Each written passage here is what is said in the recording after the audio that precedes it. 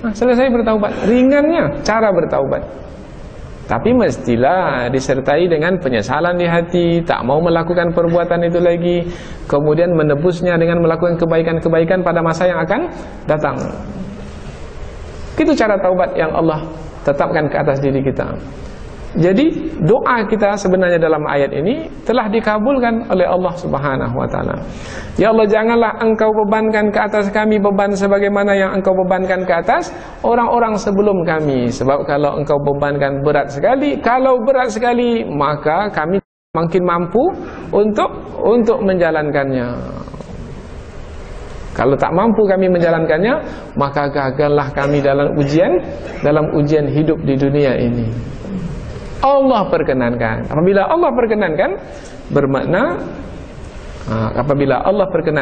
bermakna setiap yang Allah tetapkan ke atas diri kita adalah yang mampu kita untuk melakukannya. Tak ada yang bebannya, tak ada yang berat. Kalau sampai hari ini belum ada juga yang mau bertaubat, umpamanya dari orang-orang yang melakukan kesalahan itu, sebenarnya masalah bukan pada taubat itu yang berat. Sebenarnya, kembali lagi kita ulang, sebenarnya orang itu sendiri yang masih lagi dikuasai oleh hawa nafsu, sehingga masih juga merasa berat untuk bertaubat. Sampai ada yang mengatakan, kalau bertaubat ini nantilah umur 55 ada pensiun, nanti barulah bertaubat. Kalau sekarang nih belum lagi lah. Ada yang merasa berat untuk bertaubat sekarang. Nah, ini adalah kesilapannya, disebabkan karena pengetahuannya seakan-akan ia pasti betul bahwasanya dia bisa hidup sampai umur 55. Itu adalah kesilapannya. Siapa di antara kita nih yang mengetahui dengan pasti bahwasanya dia akan masih tetap hidup sampai umur 55? Oh, tidak. Boleh jadi umur 40, 45 meninggal dunia, belum bertaubat, maka nanti akan menyesal.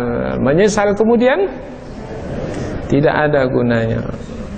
Bermohon kepada Allah supaya diberikan kemampuan untuk menjalankan apa-apa yang bisa menyelamatkan kita di dunia ini dan di akhirat nanti, seperti bertaubat. Ya Allah, janganlah bebankan kepada kami beban seperti mana yang Engkau bebankan kepada orang-orang sebelum kami.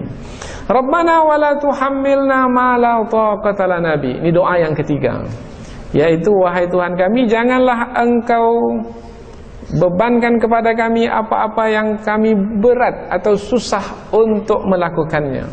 Makna la taqata lana bi, maknanya yang mana kami susah untuk melakukannya. Yang susah untuk kita lakukan adalah sesuatu mungkin yang berat, disebabkan karena musibah tersebut adalah musibah yang bertimpa-timpa. Umpamanya, belum lagi selesai kita dari satu kedukaan, sudah ada pula musibah yang kedua yang menambah duka yang pertama. Kemudian belum lagi selesai duka pertama dan duka kedua, bertambah lagi duka yang ketiga. Berat. Ya Allah, jangan bebankan kepada kami beban yang susah kami untuk menjalaninya. Umpamanya, pertama, jatuh bangkrut dari berusaha, habis semua modal. Itu satu beban. Yang kedua, sudah jatuh bangkrut, habis semua tergadai, rumah yang didiami pun sudah diambil oleh orang, sekarang menyewa rumah, badan pula yang sepatutnya bisa digunakan untuk berusaha, badan pula sakit, jatuh sakit. Sudah berapa? Sudah 2 beban. Dia seorang suami umpamanya, dalam keadaan seperti itu sepatutnya dia didampingi oleh istri. Istri umpamanya akan menolongnya, akan meringankan bebannya. Tetapi rupanya istrinya pula kabur, hilang, umpama pergi meninggalkannya umpamanya. Oh, bermana sudah jatuh ditimpa tangga, kedukaan, kedukaan dan kedukaan. Tinggallah dia seorang diri. Ini kalau tak cukup-cukup bekal di dalam sana, bisa berubah akal fikiran, bisa bunuh diri. Nah, kalau sudah bunuh diri, gagallah dalam menjalani hidup di dunia ini, akan kekal dalam neraka selama-lamanya.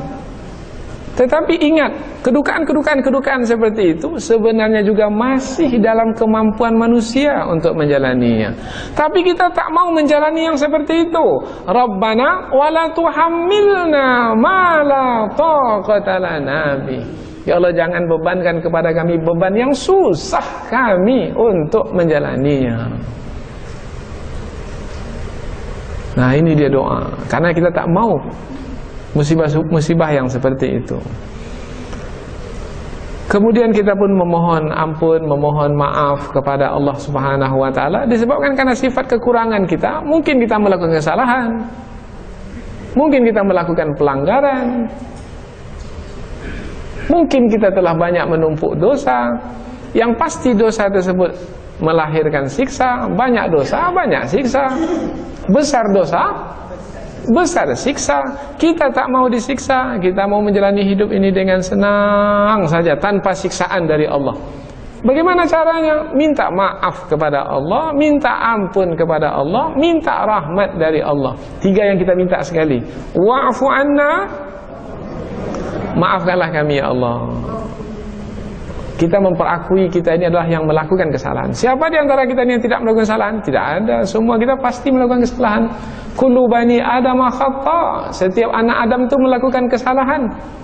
Wa khairul khata'ina tawwabun. Setiap orang yang melakukan kesalahan itu sebaik-baiknya adalah bertaubat kepada Allah. Atau sebaik-baik yang melakukan kesalahan adalah yang bertaubat kepada Allah. Minta maaf kepada Allah. Waghfir lana, minta ampun kepada Allah. Apa beda minta maaf dengan minta ampun?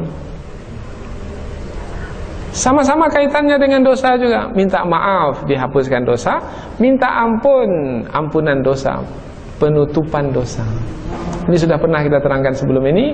Minta maaf dihapuskan dosa tersebut, sehingga dosa itu sudah tidak ada lagi pada kita. Dikatakan dosa itu bagaikan bintik hitam di atas hati. Bintik hitam di atas hati. Banyak dosa, banyak bintik hitam. Besar dosa, besar-besar bintik hitam di atas hati. Wa'fu anna, maafkanlah kami, hapuskan bintik-bintik hitam di atas hati kami itu ya Allah. Hapuskan dosa kami. Kalau sudah dihapuskan, ada lagi bintik hitam? Tidak ada. Bermana kalau tak ada bintik hitam, tidak akan disiksa. Karena tak ada bintik hitam, karena dosa melahirkan siksa. Sekarang dosa sudah dihapus, maka tidak akan disiksa. Badannya tak akan sakit,